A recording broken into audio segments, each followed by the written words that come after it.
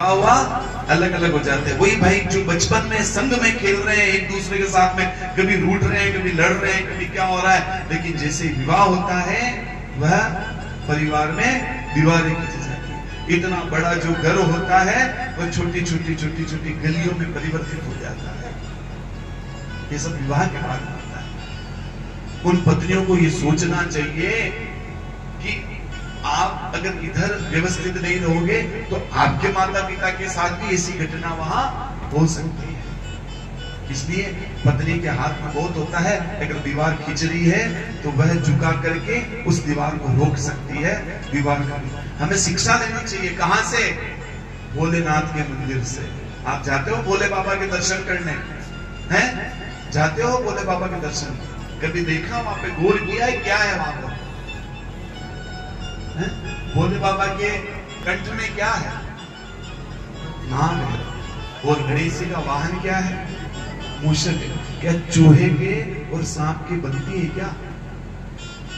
लेकिन वहां उस परिवार में उस साथ में रहते नहीं बने, फिर भी वहां पर भोलेनाथ गद्दे में विराज करके सबको, माता जी का वाहन शेर और शंकर भगवान का वाहन नंदी, फिर भी दोनों एक जगह रह रहे। उधर मयूर और इधर सब एक दूसरे के प्रतिद्वंदी।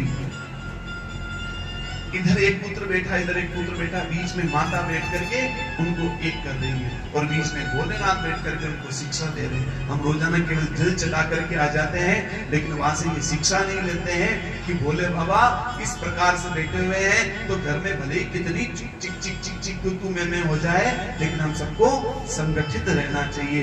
संगठन में ही शक्ति है।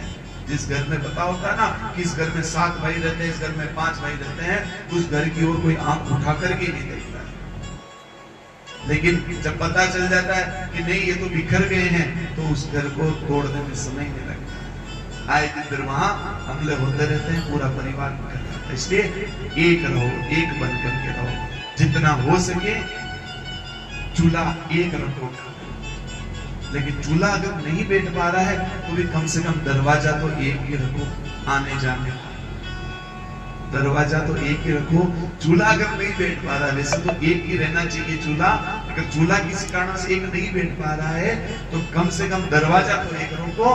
दीवारें मत खींचो, सब मिल करके रहो, जिसमें खूब आनंद आता है। जो संयुक्त परिवार था ना, उन्होंने कोरोना जब आया वो समय का जो जीवन बिताया वो बहुत अच्छा समय था उनका।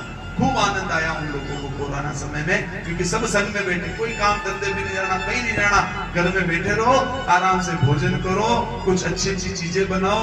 और उस समय तो हमारे मोदी जी ने रामायण भी चला दी थी और खूब सारे ऐसे धारावाहिक चला दिए थे, तो उनको देख देख के खूब आनंद लिया था। लेकिन जो अकेले रहते थे वह ऐसे सोचते रह गए कि काश मैं भी गांव में रहता, काश मैं भी वहां रहता, वहां रहता। तो हमेशा एक बन करके रहो। तो भगवान के ये विवाह हुए और अनिरुद्ध भगत इनके भी विवाह हुए। अब भगवान